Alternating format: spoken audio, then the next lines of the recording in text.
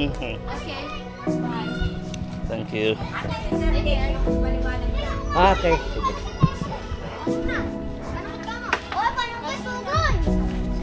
Hello. Hello.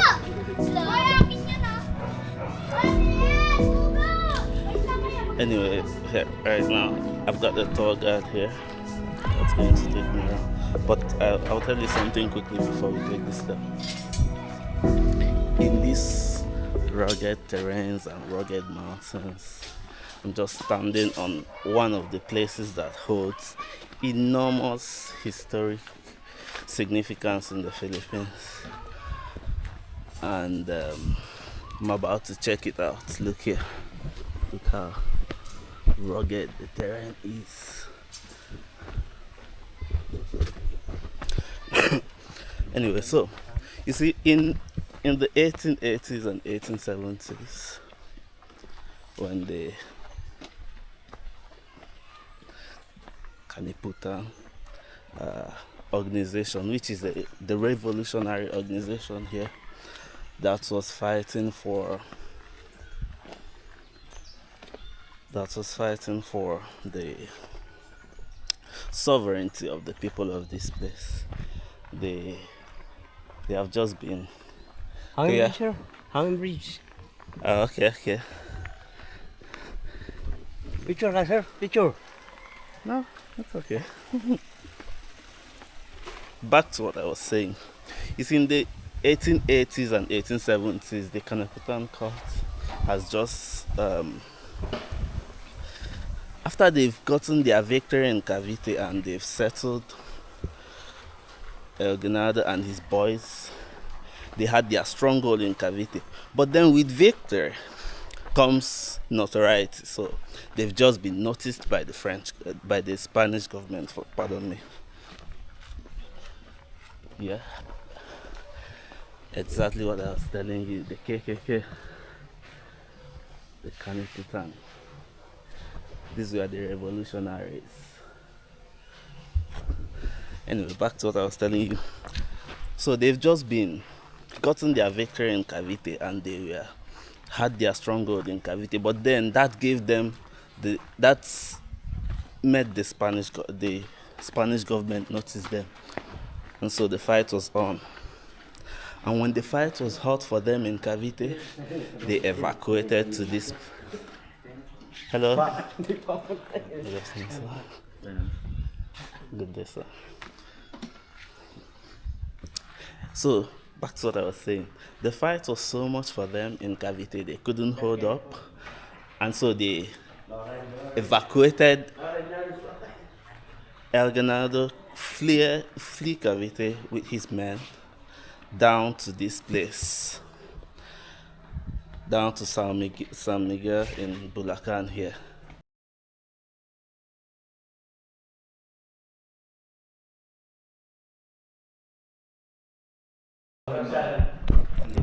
Anyway, the fact that they ran here, the revolutionaries ran here, didn't actually make the Spanish government to leave them alone. The Spanish government still chased them down here.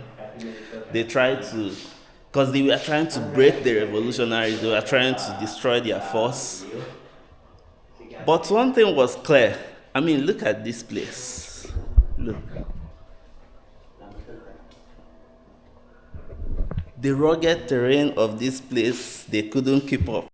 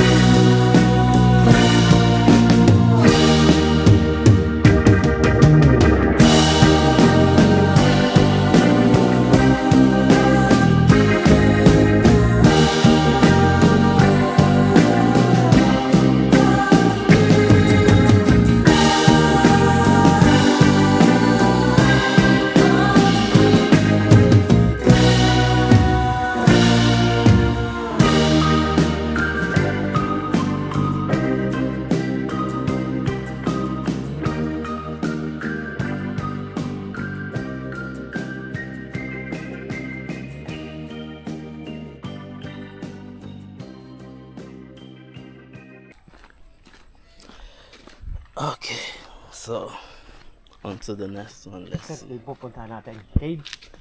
Bahay pa rin kay cave. Yeah, yeah. Yes, sir. Yan ang pupunta natin. Okay, so guys, this is just I think a roadmap of everything you can find in here. I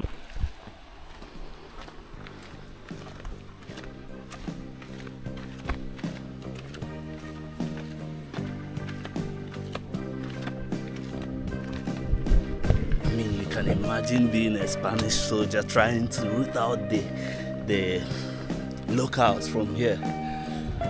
People that have mastered the environment, the terrain. They are used to walking these narrow paths. Probably they just sneak out at midnight, lay some ambush for the Spanish soldiers and run back into their cave. And yeah, look at this, guys. Look at this gigantic tree. Wow. What?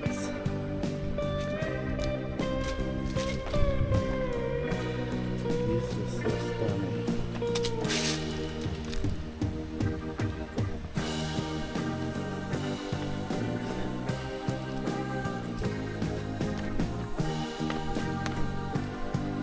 Aguinaldo Cave, sir. Aguinaldo Cave. Yeah, another Ginamit niyang office nung mga panahon ng mga katipunan natin na Emilio Aguinaldo. Ginamit niyang office. We'll go there. Yeah. So, the tour guides have just pointed to me. This is the famous Biak-na-Bato Cave, and this is where the Constitution was written. This is where the administration of the First Republic of the Philippines was run from, because they were under attack from the colonizers. So, we're going down there to see inside, and yeah, we'll see what we can do from it.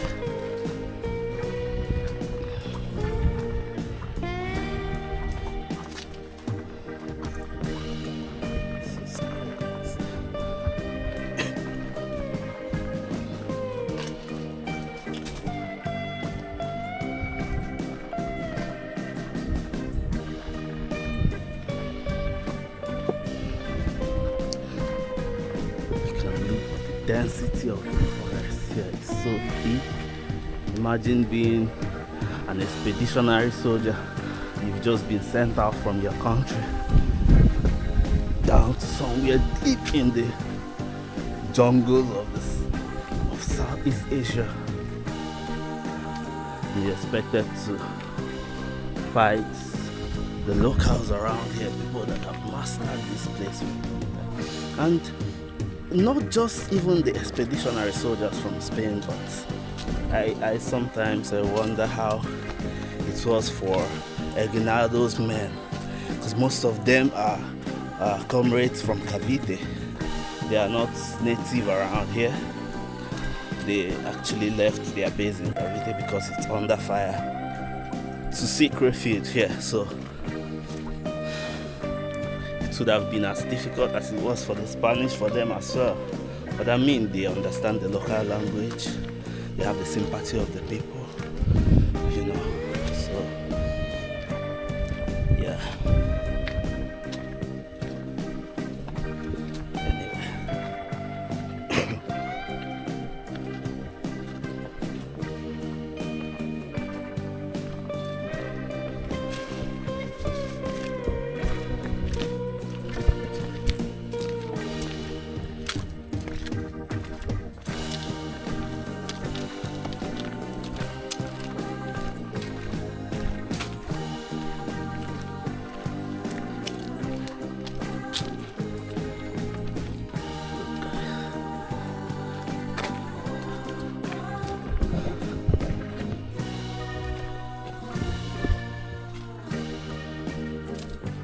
These terrains, not for kids.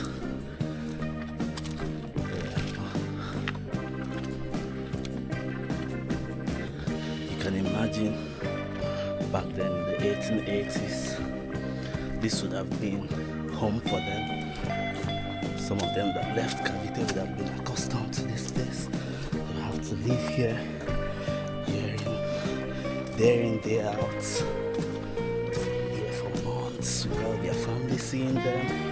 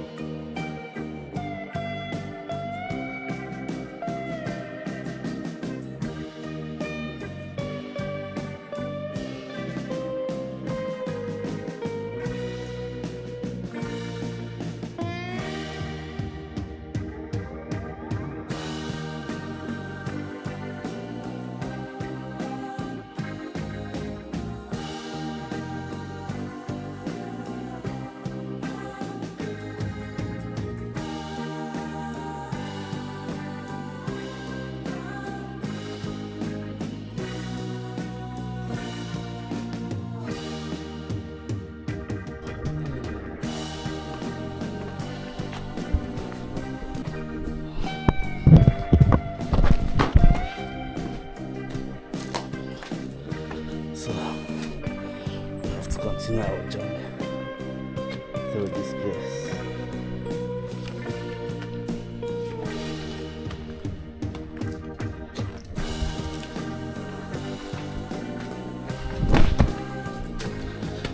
Yeah. Now imagine that was your life every day. Look at me jumping around. Imagine this is how you have to live every day just to get by. It's because you're running away from the Spanish soldiers.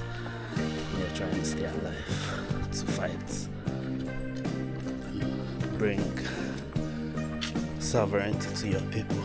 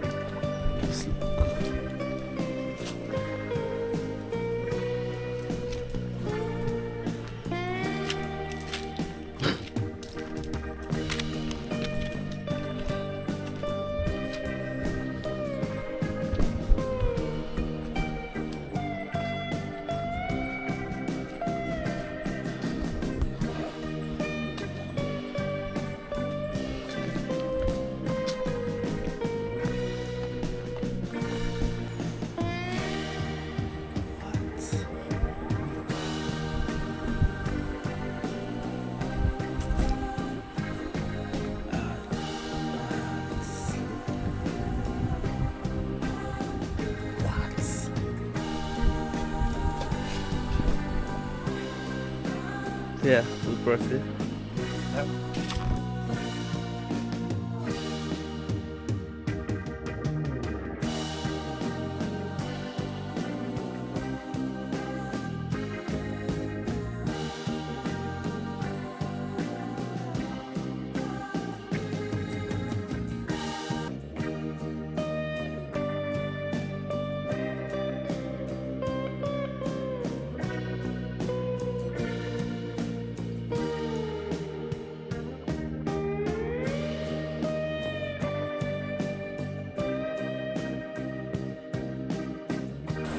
The revolutionary people in charge of armed conflicts, this is where they used to gather.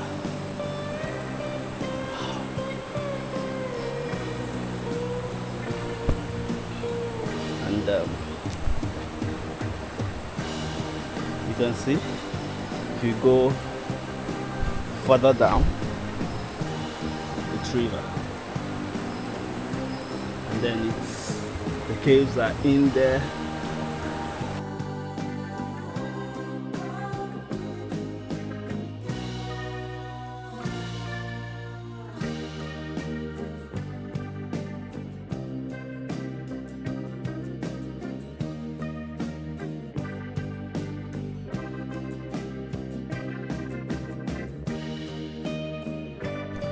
I'm done with the viewing. But yeah, this place is just look how deep that is. What?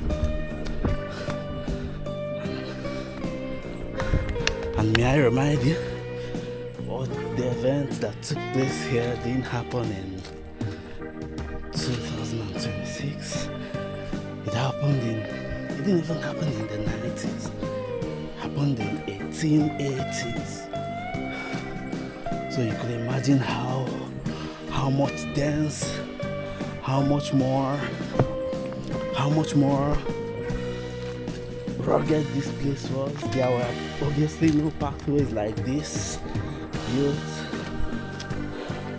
Obviously these pathways were built for tourists and people that wants to do sightseeing. But you can imagine before then there was nothing like this, and these men just had to navigate this huge rugged terrain by themselves with no LED lights, no modern torch. Could probably have been using the medieval torch. You have to light it on fire. So yeah, it wasn't easy. But one other thing you have to factor into all this thing was Emilio Egonado was not actually a proletarian. He was a bourgeois, sort of. He's from a quite well-to-do family. He went to school, he was educated, he had all this upward mobility down back in the 1880s. But at the point in his life, the only thing that could give him purpose was coming to live in a jungle like this, in pursuit of his vision of an independent Philippines.